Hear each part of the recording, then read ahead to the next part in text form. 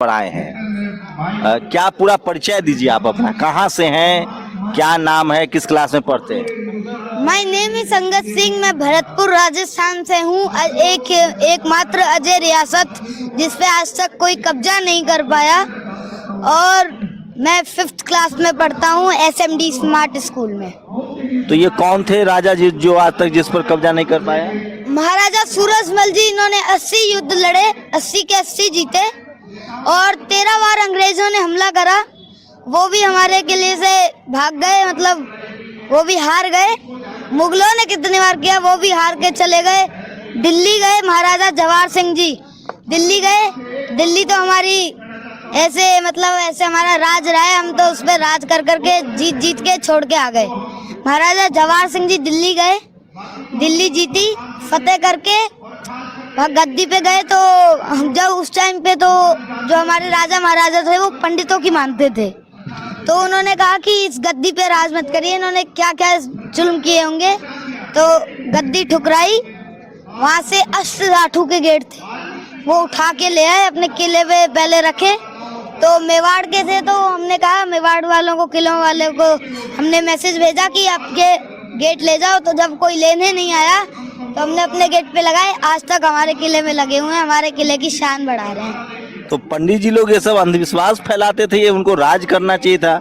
मान लीजिए जो भरतपुर बचा पाए, अगर ऐसा राजा पूरे भारत का राजा होता तब तो अंग्रेजों को भगा देते या मुगलों को। ये हमने ऐसा नहीं किया, क्योंकि उस गद्दी पे बैठ के मुगलों ने बहुत गलत काम भी किए होंगे, तो हमने तो भरतपुर में बैठे बैठे ही पूरी दुनिया हिला दी थी। तो अभी पढ़ाई लिखाई करके क्या बनना है आपको, राजनीति में आना है? I want to be a prime minister। क्यों प्रधानमंत्री ही क्यों? प्रधानमंत्री इसलिए बनना है क्योंकि गरीब मजदूर की आवाज दब रही है। अगर जब मैं प्राइम मिनिस्टर बनूंगा ना, तो किसानों का राज चलेगा पूरे देश में। राम राज्य अच्छा नहीं है? राम राज्य तो कहना गलत बात है, जिनकी सरकार है उनका नाम बोलना चाहिए। राम राज्य तो थे, राम जी तो थे, उनको कहा जाता है मर्यादा पुरुषोत्तम श्री राम। तो मर्यादा पुरुषोत्तम तो इन कहाँ थे, अब ये कहाँ हैं? किसान आंदोलन में 750 किसान शहीद हुए, इन्होंने तो उनके लिए मौन भी नहीं रखा। अब ये कैसे राम की सरकार है? राम राज आपको अच्छा लगता है? जो भगवान राम वाला राज था वो अच्छा है? अच्छा था पर ये जो लोग हैं ना, ये उस राम राज्य को ढंग से संभाल नहीं पाए। हम इस पर तो आएंगे। जैसे उस राम राज्य में शंभुक का वध हुआ, उस राम राज्य में बाली का छुप के वध हुआ, उस राम राज्य में सीता को अग्नि परीक्षा देनी पड़ी महिलाओं को, वो ठीक था? देखिए राम राज्य वो आप बात छोड़िए, अभी आप मेरे को तो आप ये बताइए, अभी फिलहाल की बात करिए। आप प्रधानमंत्री वाला सारा टैक्टिस अभी से जान रहे हैं, मतलब सवाल फंसने वाला हुआ तो जवाब नहीं देंगे। जवाब दे सकता हूँ, पर मोदी जी तो कह रहे हैं कि हम घर परिवार सब छोड़ दिए, चाय बेचे, जीवन भर संघर्ष किया, गरीबी से निकले हैं। वो तो गरीबों का दर्द जानते हैं। हाँ, मैं नहीं कहता, वो गरीबों का दर्द जानते हैं, तो फिर वो ऐसा क्यों कर रहे हैं? पेट्रोल के दाम इतने क्यों बढ़ा रहे हैं? डीजल के दाम इतने क्यों बढ़ा रहे हैं? गैस के दाम इतने क्यों बढ़ा रहे हैं? चूल्हे तो दे दिए, और उनको चलाने के लिए गैस चाहिए होती है, जो कि बहुत महंगी है। राजस्थान में एक योजना है, ईस्टर्न राजस्थान कैनाल प्रोजेक्ट, पूर्वी राजस्थान की योजना है, 13 जिलों की नहर योजना। तो पहले इनकी सरकार ने इसको लागू किया, तो राष्ट्रीय परियोजना नहीं बनाया। अब तो इस योजना को रद्द कर दिया गया है, और हम तो आंदोलन के लिए लड़ रहे हैं। आजादी अभी पूरी नहीं मिल पाई है। इन्होंने 75वां आजादी का अमृत महोत्सव मनाया। किस बात का अमृत महोत्सव है? आपने कही थी कि काला धन वापस लाएंगे, काला धन वापस तो आया नहीं। इन्होंने कही थी कि दाऊद का एक सिर नहीं 2 सिर लाएंगे, आधा सिर भी नहीं आया अभी तो। इन्होंने कही थी कि भाई किसी भी चीज की दिक्कत नहीं आएगी, बेरोजगारी नहीं होगी। बेरोजगारी कितनी बढ़ गई, महंगाई नहीं होगी, महंगाई कितनी बढ़ गई, जेब में आपके पैसा बचेगा। घर तिरंगा तो लहरा दिए। घर तिरंगा लहराने से क्या कोई देशभक्त बन जाता है? देशभक्त तो दिल से होते हैं ना।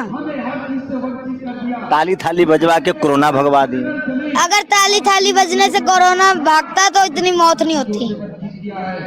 अच्छा, पेट्रोल डीजल कह रहे हैं, मोदी जी का खर्चा भी तो है, दुनिया भर में घूमते हैं, वहाँ इवेंट मैनेजमेंट करना होता है, तो खर्चा नहीं होगा? टीवी अखबार में ऐड देना है तो हिंदू। आप देश को गरीब कर दोगे क्या? अपने लिए देश को गरीब कर दो, आप देश को खत्म कर दोगे ऐसे? अडानी देखिए, दुनिया का तीसरा अमीर आदमी हो गया। अडानी अंबानी तो मार ठग हैं, इन सब की तो आपस में मिली बैठ है। जो 3 काले कानून है, इससे पता लगता है कि क्योंकि इनकी सरकार है। 3 काले कानून आने से पहले गोदाम कैसे बन गए? लेकिन ये स्टोरेज का कानून था, उससे पहले कानून गोदाम कैसे बन गए? लेकिन कृषि का जब इंडस्ट्रियलाइजेशन होगा, औद्योगिकीकरण होगा, तो देश को फायदा होगा। अरे देश को तो फायदा होगा, पर जब आप दुनिया को ही गरीब कर दोगे, जो अमीर है वो और अमीर होता जा रहा है, जो गरीब है वो और गरीब होता जा रहा है। लेकिन टीवी अखबार वाला तो कह रहा है कि मोदी जी भारत के सबसे सुयोग्य प्रधानमंत्री हैं। वो तो गोदी मीडिया है, वो तो गोदी मीडिया, उनका बैठाया हुआ मीडिया है। उनका तो महीने के पैसे आ जाते हैं, भाई लो तुम और हमारी न्यूज निकालो। पिताजी क्या करते हैं आप? मेरे पिताश्री हैं वो उनके पास स्कूल, कॉलेज, यूनिवर्सिटीज हैं, मोटिवेशनल स्पीकर हैं और कॉर्पोरेट्स जो घराने होते हैं उनमें ट्रेनिंग देते हैं। जो बंदा बहुत स्लो है, लेजी है, उसको। मम्मी क्या करती हैं? मम्मा स्कूल की प्रिंसिपल हैं, आर्टिशियन मिनिस्टर हैं और आर्टिशियन भी हैं। तो आपको प्रधानमंत्री ही बनना है? बनना है, प्रधानमंत्री ही बनना है। एक गोल फिट कर लिया है, अब जब तक वो होगा नहीं तब तक लगा ही रहूंगा। कोई भारत का मतलब मोदी जी और बाकी प्रधानमंत्रियों में तुलना करेंगे तो कोई अच्छा लगता है? चौधरी चरण सिंह जी। क्योंकि वो जाट थे? नहीं, उन्होंने किसानों के लिए बहुत काम किया, किसानों की बात सुनी, गरीब की बात सुनी, उनके राज में किसी की आवाज नहीं दबी। डॉक्टर अंबेडकर के बारे में क्या जानते हैं? डॉक्टर अंबेडकर जी ने हमारे को संविधान दिलाया और उनको सबसे पहले मैं नमन करना चाहता हूँ। और उनकी वजह से आज संविधान मिला है, पर आज पूरा संविधान नहीं मिल पाया क्योंकि गरीब मजदूर जो अपने हकों के लिए आवाज लड़ता है